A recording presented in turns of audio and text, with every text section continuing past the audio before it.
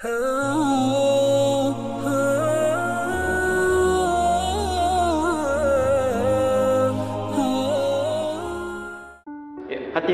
kalau kamu bisa selingkuh, sudah menikah kemudian selingkuh, resikonya azabnya besar. Seseorang yang nekat melakukan kesalahan setelah diterangkan, biasanya Allah memberikan pelajaran dunia sebelum dia mendapatkan bagian akhiratnya. Baik, apakah orang yang bermaksiat akan mendapatkan azab atau terhalang dari cahaya hidayah Allah Subhanahu wa taala, dijauhkan dari rezeki dan diazab, dibalas di dunia? Ini diberikan beberapa contoh seperti ada orang pacaran, orang selingkuh dan sebagainya. Apakah akan mendapat balasan? Masya Allah. Bapak Ibu sekalian, setiap perbuatan yang kita lakukan itu langsung mengandung konsekuensi. Ketentuannya sederhana, laha ma kasabat wa 'alaiha mak tasabat. Jadi kalau baik langsung mendapatkan kebaikan, kalau buruk langsung mendapatkan konsekuensi keburukan. Tapi perhatikan indahnya Allah dalam hal ini. Kenapa kalau orang berbuat baik menggunakan la, kalau orang berbuat buruk menggunakan ala? Perhatikan kalimatnya. La dengan ala lebih pendek mana? La atau ala?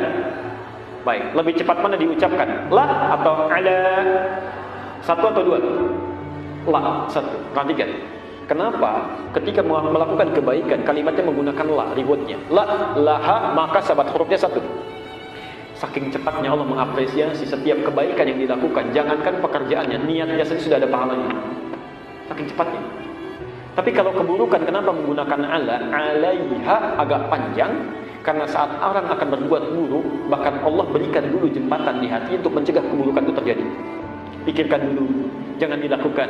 Bahkan sebelum dia kerjakan dengan perilakunya, itu belum dicatat. Kebaikan tidak, baru dipikirkan sudah ada pahalanya. Diniatkan ada pahalanya, dilakukan tambah. Keburukan tidak. Masya Allah, saking sayangnya Allah kepada seorang hamba, itu diberikan dulu keterangan-keterangan. Satu, penolakan di hatinya. Coba lihat, setiap orang yang akan melakukan keburukan, pasti hatinya mengingkari. Mustahil menolak, mustahil. Paling gampangnya gini, keluar dari masjid ini, coba pakai sendal orang lain.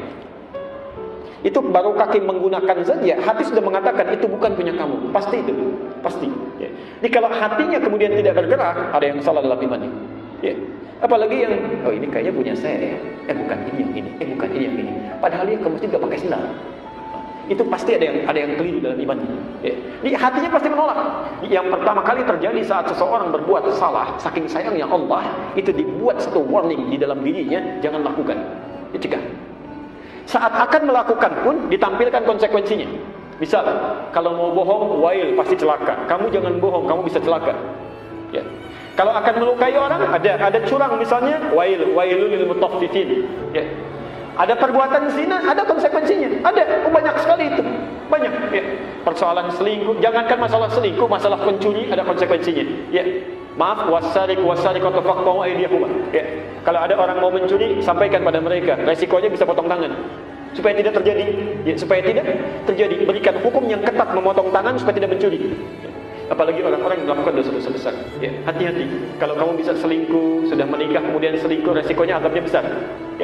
Bisa ada rajam, bisa ada macam-macam dan bisa berpengaruh dalam kehidupan. Dan mohon maaf, seseorang yang nekat melakukan kesalahan setelah diterangkan,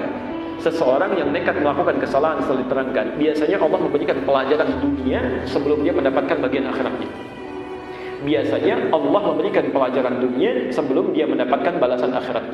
Lihat dalilnya di Quran surah As-Sajdah.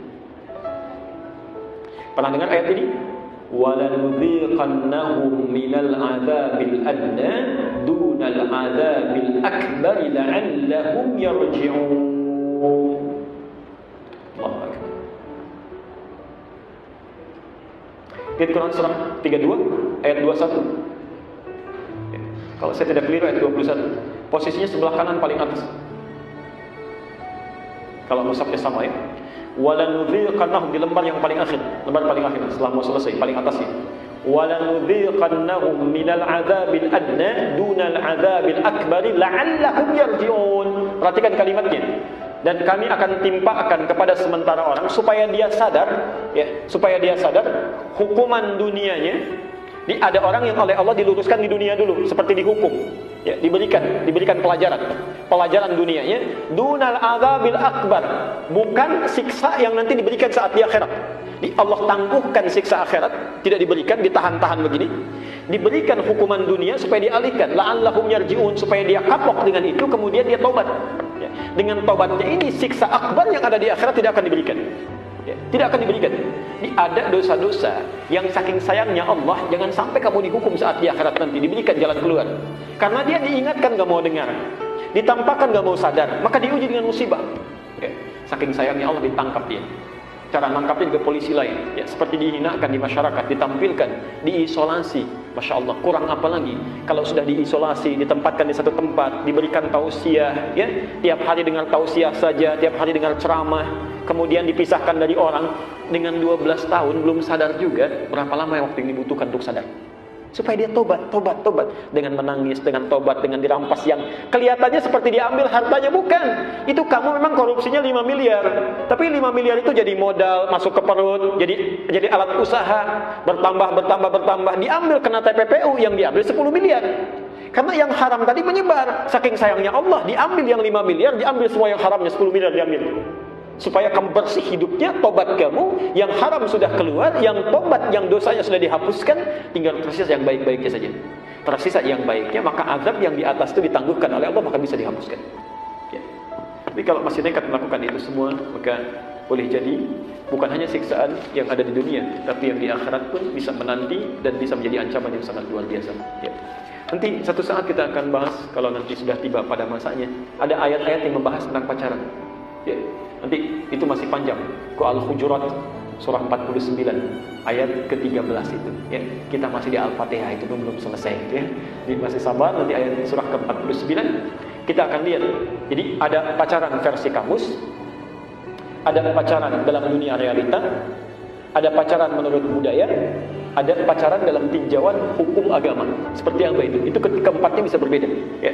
Bahkan yang paling menarik begini, ternyata kalimat pacaran dalam kamus bahasa Indonesia dan sejarah budaya kita sejak dulu, itu ternyata kalimat itu bermakna positif.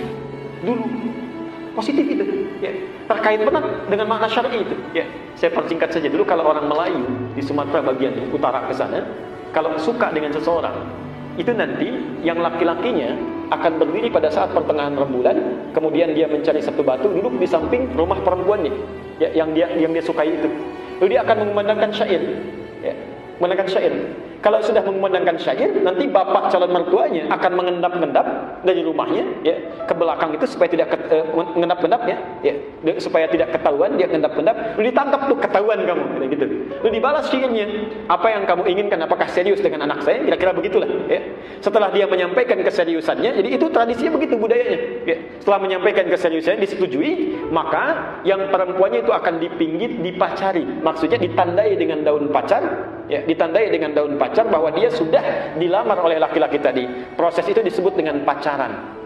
Proses memberikan pacar pada perempuan itu karena sudah dipinang lewat bapaknya. Dia nggak ketemu dengan perempuannya.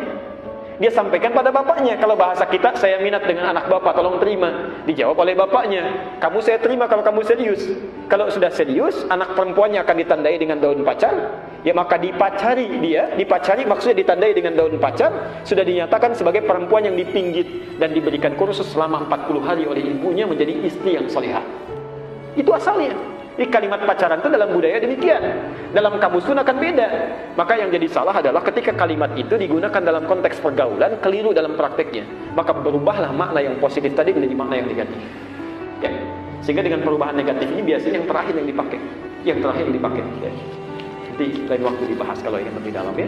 Saya kira kita cukupkan dulu ya untuk hari ini.